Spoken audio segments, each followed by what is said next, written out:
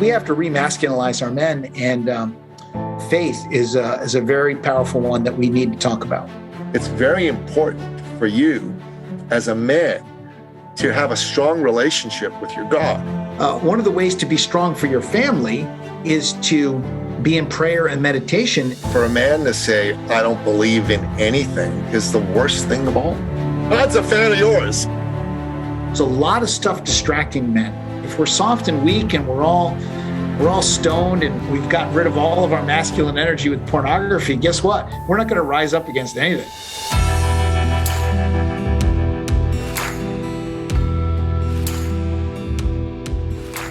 Welcome to the Sovereign Man Podcast. I'm your man, Nicky Ballou, and we have quite an incredible guest here for you. MJ Durkin is the host of the top-rated Men of Honor podcast. He is one of the top professional speakers and trainers in North America, and he's a man with a lot of passion to make a difference for men. Welcome to the show, MJ. Thank you, Nicky Ballou.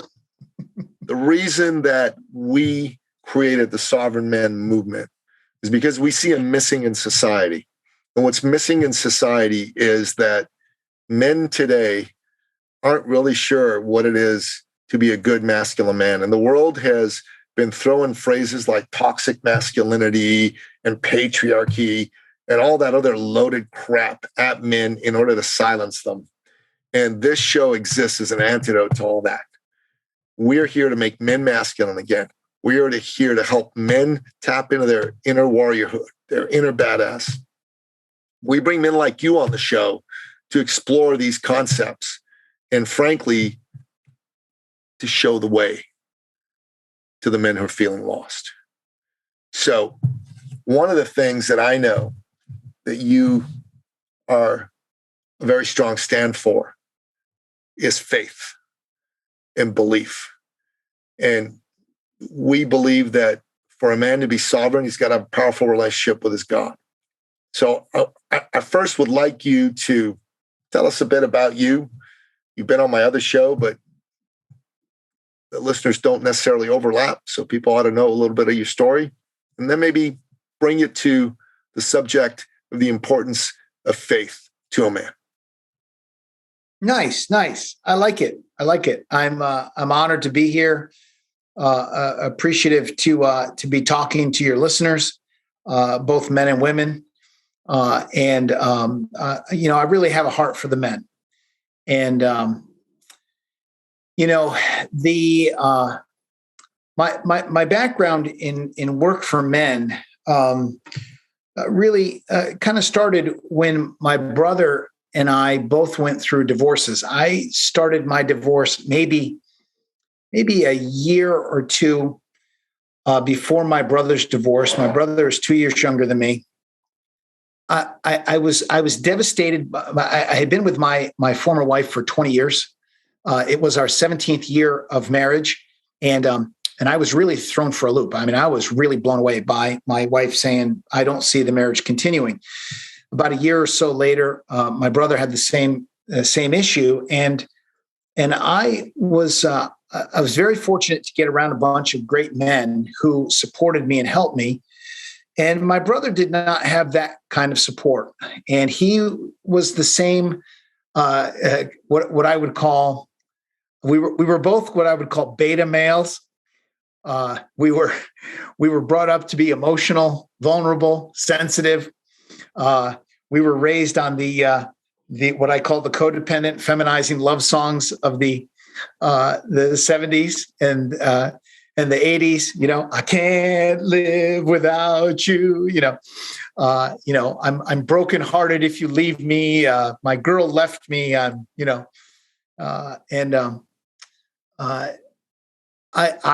was able to put my life together, and my brother was not able to do that. And as a result of him believing in the myth of the one, of the soulmate, he hung himself at 47 years old. That's awful, man. This is a thank you. As a result of of being a man who put all of his self-worth and identity into his relationship with his woman. He still had his family. My brother has 5 kids,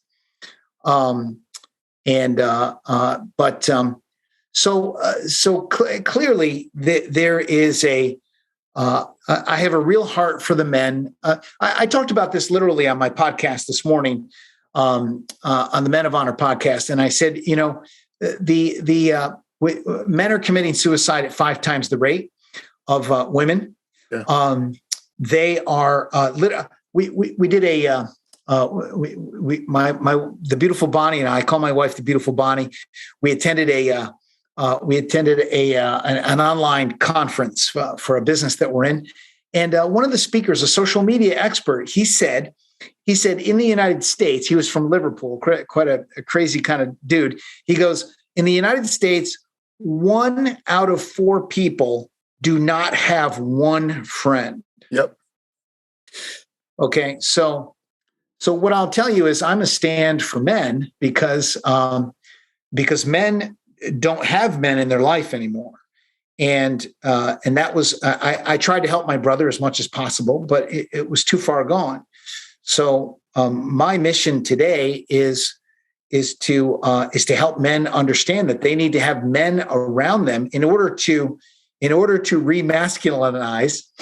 is that a word? Remasculinize. I remember Colonel Blake saying one time on MASH, we have to quickly as possible deshambleize. We have to. The general was coming to inspect them quickly. We have to deshambleize. So we have to remasculinize our men, and certainly your issue of faith is a very powerful one that we need to talk about. It's incredible that you just mentioned that statistic, because that's a statistic I'm familiar with. This is one of 2 new books I've published this year, Power of Connecting, How to Activate Profitable Relationships by Serving Your Network. And in there, I quote Bill O'Reilly. Bill O'Reilly used to be on Fox News. Sure. Yeah. And he quotes that study that your friend from Liverpool quoted, and it's in my book. I talk about how 1 out of every 4 people in the United States don't have one friend. And for men, that it's statistic is skewed, because it's probably double or triple. Right. That. Because for women have way more friends than men do. So if that study was for men, it would probably be 1 out of every 2 men don't have one friend. I mean, if you think about that, that's absolutely insane. And if you don't have men around you, which is something you're very passionate about, and I'm very passionate about, it's very important for you as a man to have a strong relationship with your God. Well, I believe in God. I'm a fan of God. God's a fan of yours. God is a big fan of mine. I have to admit, I never would be where I am at the moment if God was not if God took his hand off me, I'd be screwed. So, why would we want to have a relationship with a higher power? As men, I'm always astounded by the men that don't go to the faith that they grew up with, their church, their synagogue, their mosque. What the heck is wrong with you, man? Don't be a dumbass. That was my father's thing or my mother's thing. Your religion has been around a lot longer than you have. Yes. And it gives you an access. It gives you a doorway. Now, look, man's religion is not perfect. It's got a lot of flaws, but not as many as the lack of his religion. That has way more flaws than his religion does. Well, here's the problem. Okay, so if you're going to be a man and you're going to navigate this life, what are you going to run into as a man? again, I said this on my podcast this morning. So you think you're going to you're going to find the woman of your dreams. Most men want to have a family. They want to have some financial success. They want to have a nice home. They want to have regular, exciting sex, which they get married for, which is an interesting conundrum. And I'm going to get married because I want to be able to count on having sex all the time. Yeah. So we have to deal with that issue. But look, as Jordan Peterson says, the flood is always coming. So the flood is always coming. So so I said this morning, so you're going to get involved in your life. And then let me tell you what you're going to deal with. You're going to deal with financial pressure. You're going to deal with diseases, sicknesses, deaths.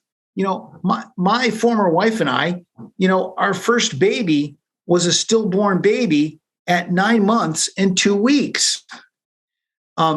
So you think you can plan this shit?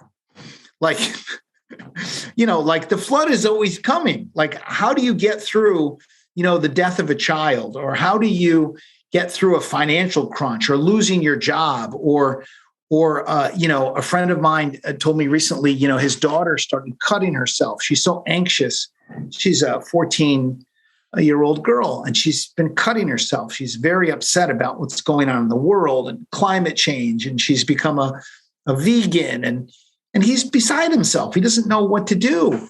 So how can you face, relationship issues, financial issues, health issues, parents getting sick, children dying? Let me tell you, man, if you want to succeed in life, my recommendation would be that you need a source of strength that is more than your own ego or your own will. And that's why I recommend that men pray, that they meditate, that they find a religious discipline. And it should really be I know that you have your pillars, Nikki, and one of those pillars should be spiritual strength and spiritual sustenance. So, MJ, I think it's very important for men to have a relationship with their God, because if they don't, they're not going to be spiritually self-sufficient. They're going to fall for whatever the latest spiritual fad is that's out there. And they're not going to have a sense of solidity to their faith, and for a man to say, I don't believe in anything, is the worst thing of all. Well, if it works for you, fine. The fact is you're going to come to us eventually and say, it's not working for me. I fell back. I told the story this morning of a man who was in my circle, and he was sober for 25 years. And he said to me, I said, well, how did you start drinking again? And I saw him at a recovery meeting. I'm like, dude, what are you doing here? He's like, oh, I drank. I'm like, what do you mean you drank? Weren't you sober for like 20 something years? He's like, yeah. And he goes, I go, how did this happen? He goes, you know how it happened. I go, no, tell me how it happened. He goes, I didn't go to a recovery meeting for the last 15 years because I'm all set, And he goes, and then I was at a barbecue and somebody said, hey, how about a beer? And I was like, I had one beer. And I went home and I told my wife, see, that was no problem. He said, then 2 weeks later, we went again and I had 2 beers. And I said to my wife, no problem. And then he said, and then within 3 months, I'm in my garage drinking Captain Morgan by myself. And I know I'm going to get pinched for drunk driving. And he says, and so I finally came back to recovery. This was a man who lost his center.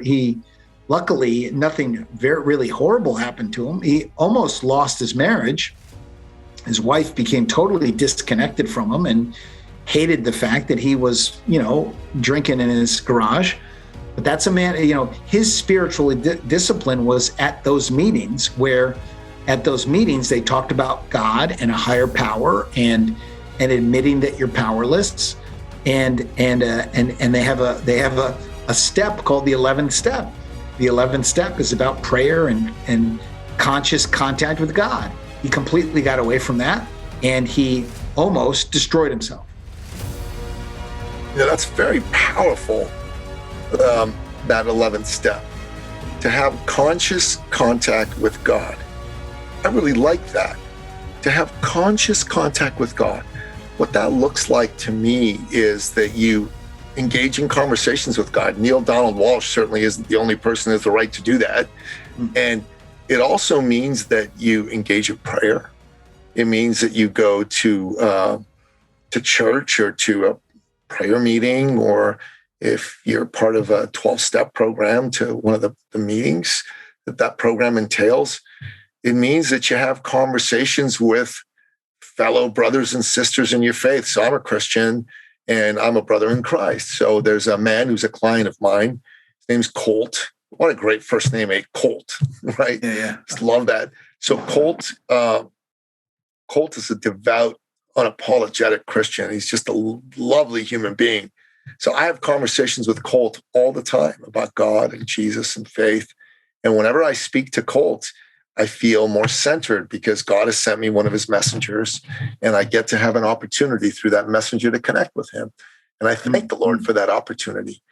And men who don't have this, though, these are men who fall apart. They fall apart.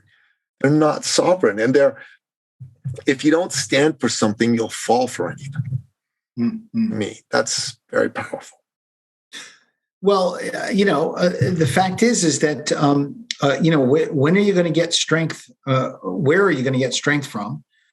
Even if you have men around you, your men can't go to work with you all day long. They can't hold your hand. I mean, you have to be a sovereign man. You can get support and advice. You can get coaching. You can get mentoring from other men. You can recharge your masculine spirit at a good men's meeting. You can come out of there, and feel great. But the fact is I used to have a fire. We used to run a fire outside my house in the woods here. We have about 8 acres of woods, and we had a big fire pit, and we'd have about a dozen men every other week around the fire. And I used to say to the men, I'd say, when this fire is over, here's what's going to happen. I would point to my house and I would say, I'm going to go into my house, my nice warm house. And I'm gonna be with the beautiful Bonnie, my nice warm wife. And I'm going to live my life.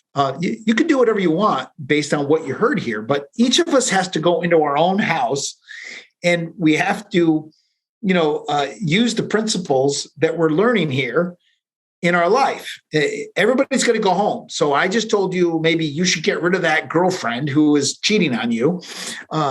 You're going to go home to your house and do whatever you want, and I'm going to go in my house and do whatever I want. So, the fact is that my God can be with me. My conscious contact with God can be with me 24 hours a day.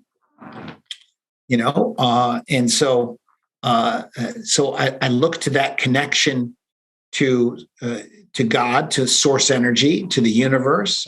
I don't give two craps what you call it. And I'm a Christian.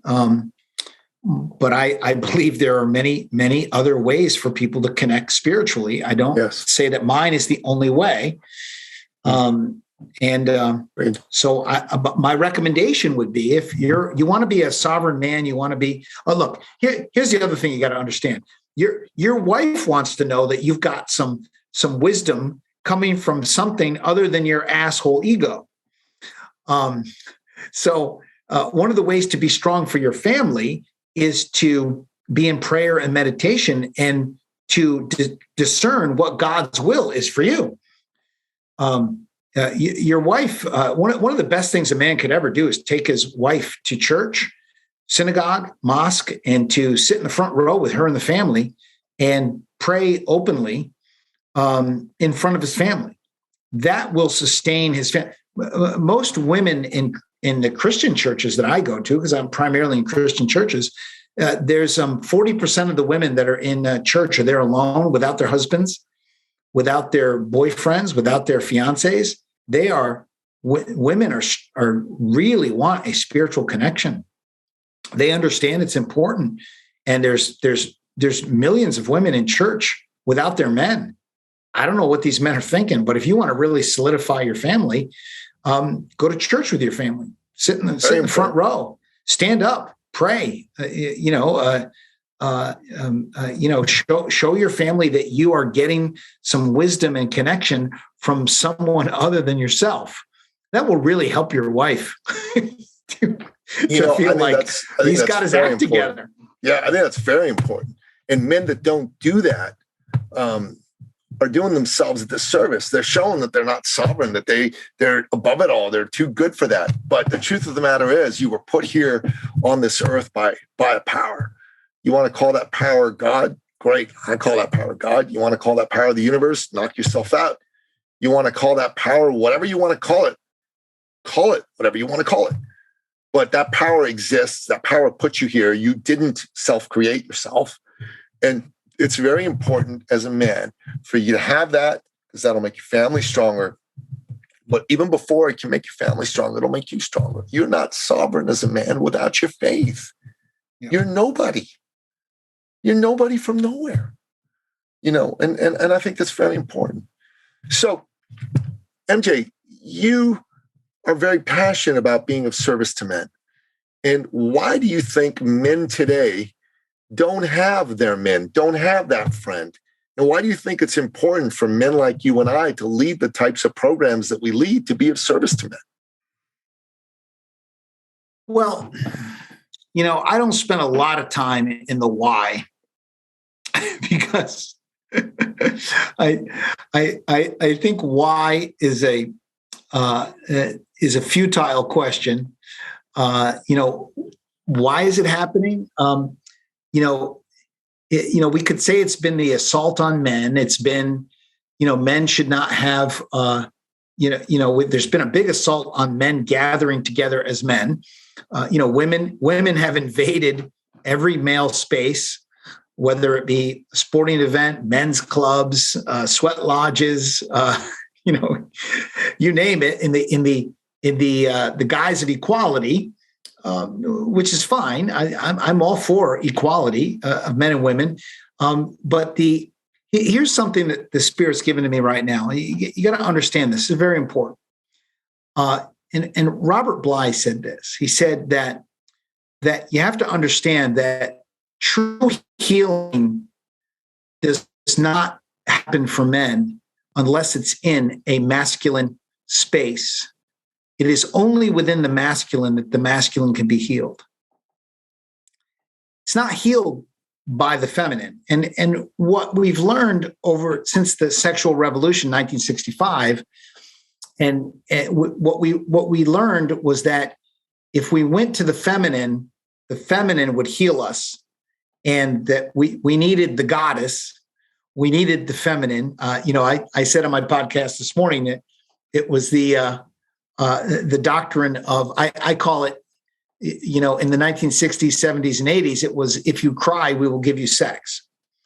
So the feminist movement was like, make love, not war. We don't want macho, John Wayne, Clint Eastwood.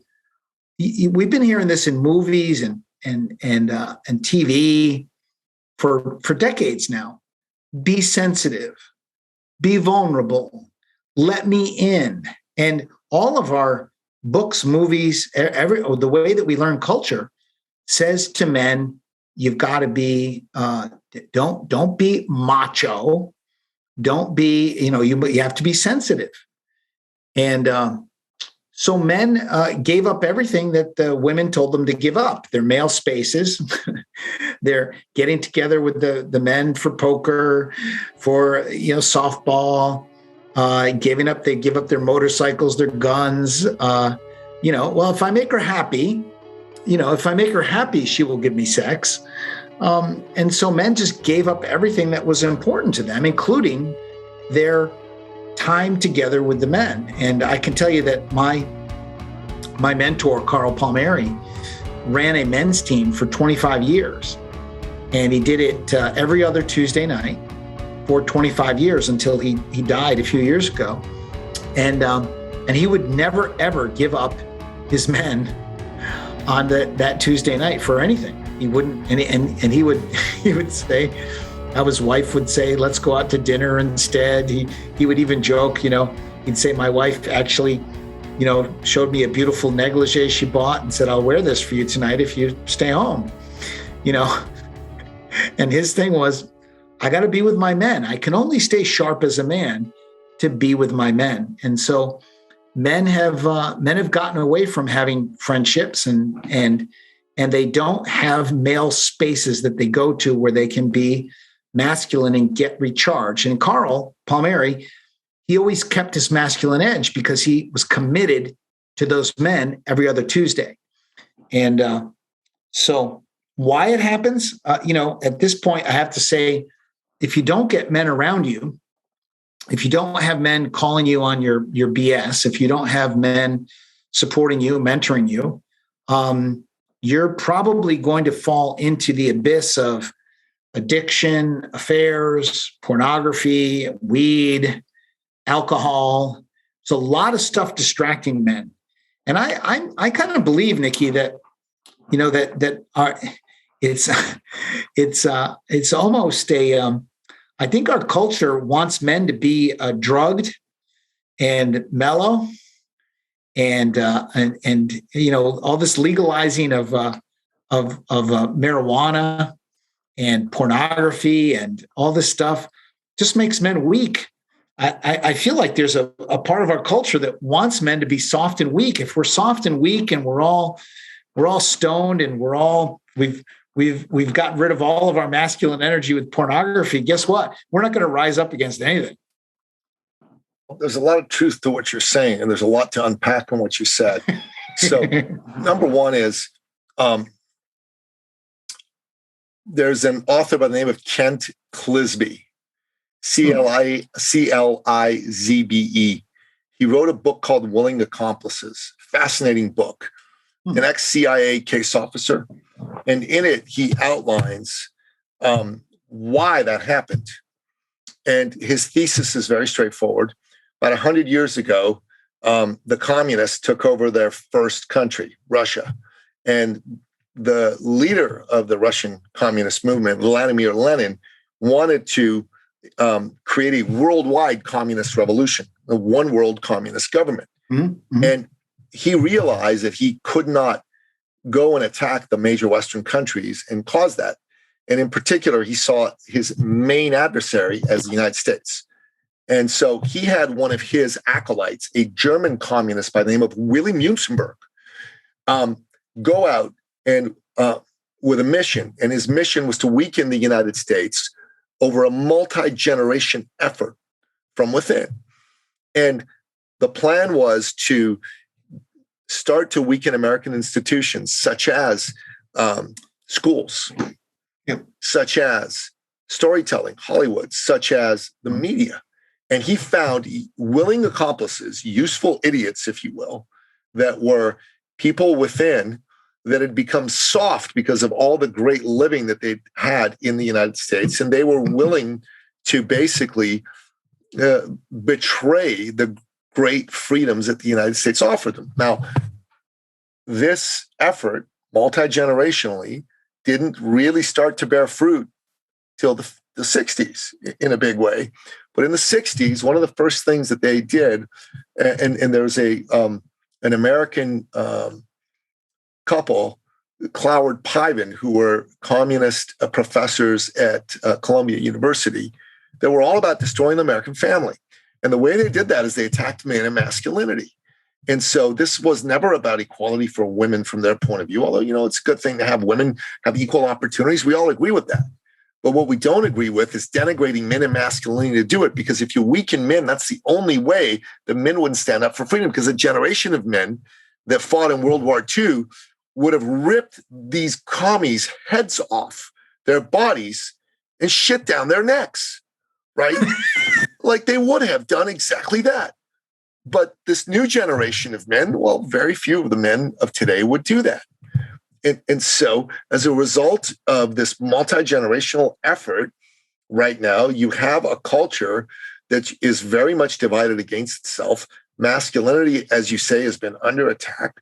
And all that's true. It's one of the reasons men like you and I have stood up and put up our hand and said, hey, we're going to do something about it. But it's going to take 10,000 MJ Durkins, Nikki Ballou's, and Ryan Micklers to right the ship.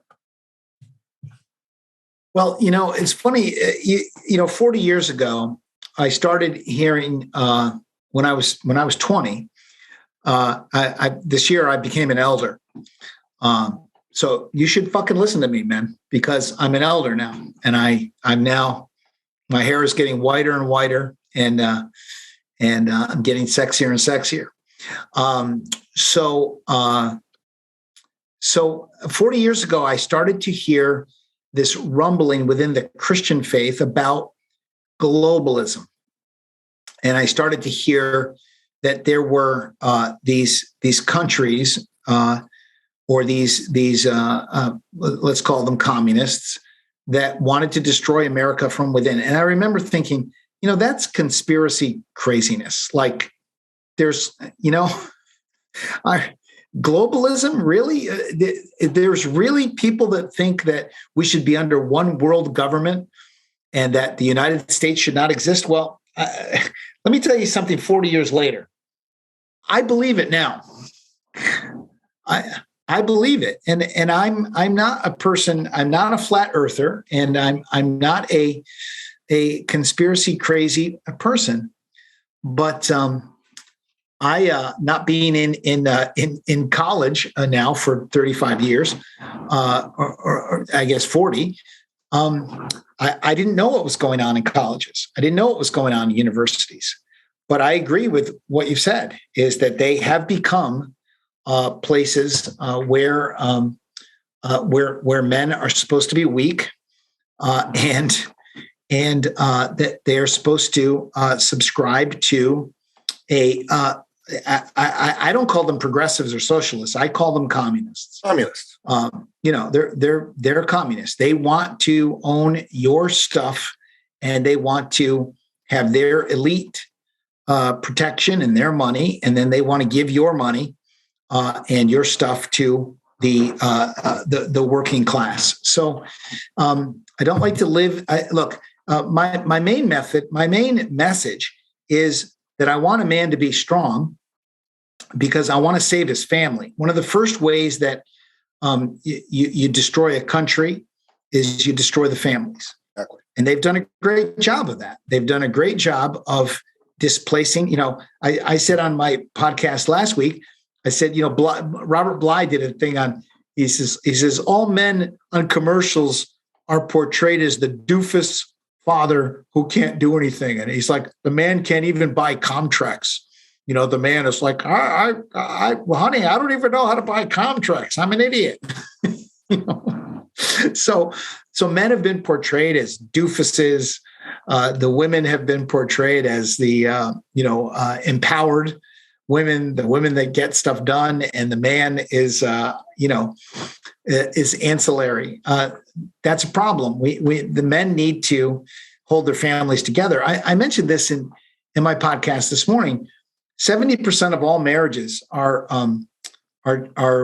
divorces are initiated by women. Yeah. And that's indisputable. You can't dispute that at all. Statistically, that's been proven. It's been for years, actually. And so we have a generation of men that are they're being left by their wives in droves, and the women are saying, "I have my kids, I have the house, I have my career, I have money. You are useless to me. I don't need you anymore." Which is horseshit, but that's how they think. Well, but the family is suffering horribly. Divorce is rampant, and I can't tell you the number of young men that Nikki and I mentor today. The men that are in their 30s that tell us, "I was raised by a single mom. I don't even know my father. My father is not in my life." I mean, more and more and more and more, we hear that the young men of today that have never had a good role model, have never had a good fatherly influence. And these men are very, very soft, and they're going to run into the exact same, if they want to have families, and and most men do want to have a family. They realize there's tremendous satisfaction in building a family and having a union with a woman that they're excited about and that they want to build a life with. But those families are going to be torn apart much faster than the divorces that happened in the last 20 years. It's going to be an absolute bloodbath of divorces and families being destroyed. Yeah, that's why we do what we do, because what we want to do is we want to help men that are feeling like they're lost. We want to help the men that know that there's something missing, that they are too soft and they don't have what it takes to really win in life. We want to help them win. We want to help show them that, hey, you can be masculine. You can be a warrior. You can be a badass. You can have a glorious life with an incredible family, and you can raise fantastic children, and you can be part of the generation that reclaims, as my good friend Ryan Mickler says, masculinity, restores masculinity, reclaims tradition, and brings our society to a space where, once again, masculine men are valued, honored, and freedom, free expression, free enterprise is the bedrock on which everything rests. Well, yeah, our job is to strengthen the men and to teach them noble manhood, manhood. and like you should all understand that we are not, when we talk about men being strong, we are not talking about, some Archie Bunker stereotype, of bring me my dinner, woman. This is not the man that we're talking about. We're talking about a man that is respected and admired by his wife, that his children respect and admire him and go to him for counsel, and understand that dad might discipline us if we don't do the right things. The father, see, a lot of times you'll hear things especially from the Christian community, you'll hear things like the man is supposed to be the leader in the home. And I have a problem with that terminology, because it's just not going to fly. and I don't perceive myself as the leader in my home. I perceive myself as the foundation builder in my home. And so as the foundation builder, my job is to be solid, is to be, for example, when something difficult happens in our family, as it will happen, because the flood is always coming. I'll give you an example. My sister-in-law's husband lost his job, and he committed suicide by cop, and he, went off, called made a phone call, said, I'm going crazy.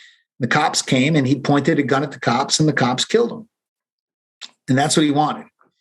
And so the family goes through this, and my role in doing this was to support my sister-in-law, and to help her, to go see an attorney and to work on her finances. And my wife said to me, she said, everybody is looking to you for advice. Everybody said that my sister should talk to you.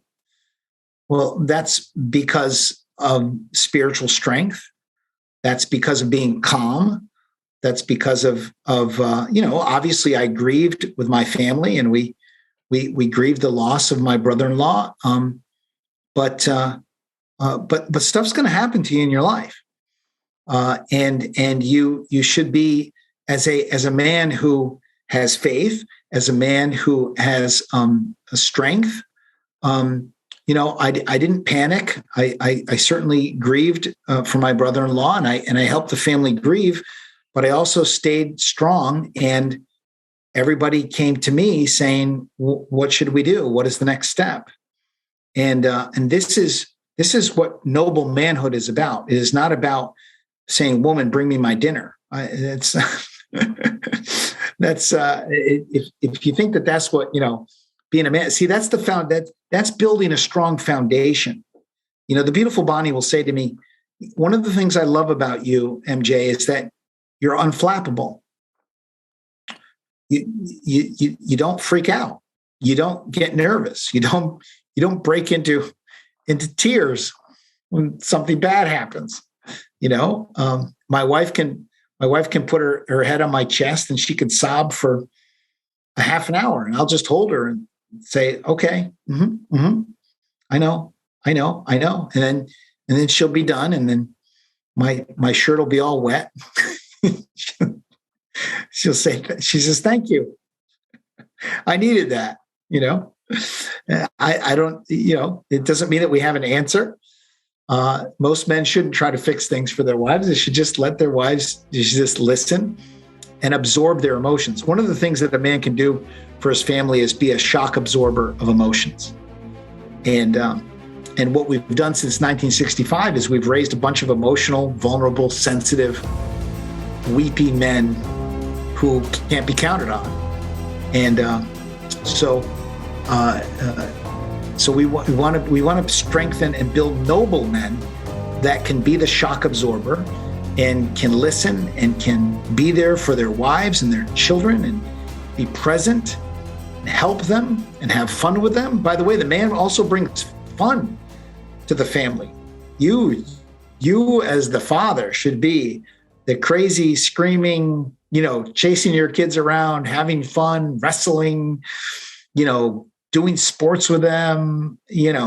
When we went to the park, when I went to the park with my sons, I was the most fun father at the park.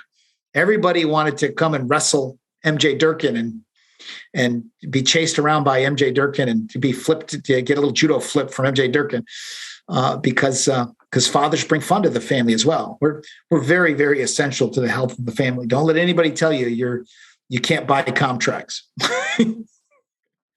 You are capable of buying Comtrex. I know. I raised my son Corey by myself as a single and only father for 14 years with no help from my ex.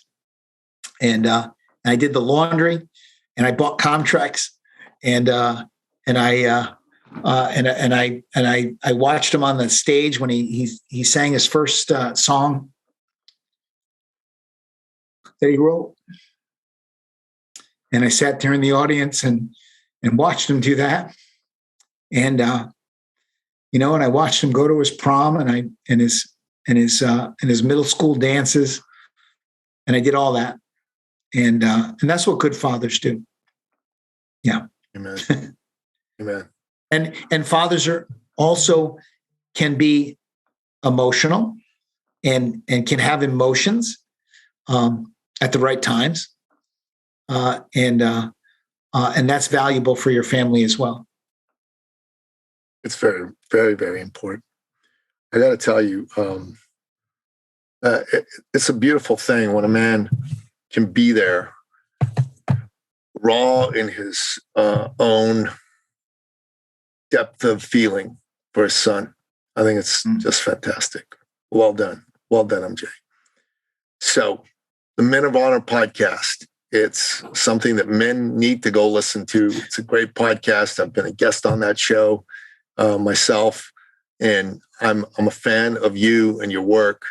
And I really appreciate that you've come and shared some of your wisdom here today with us, because our mission to help make men masculine again is only possible when all of us men who care about men and masculinity band together and stand strong for men, for manhood, for freedom, for free expression, for free enterprise.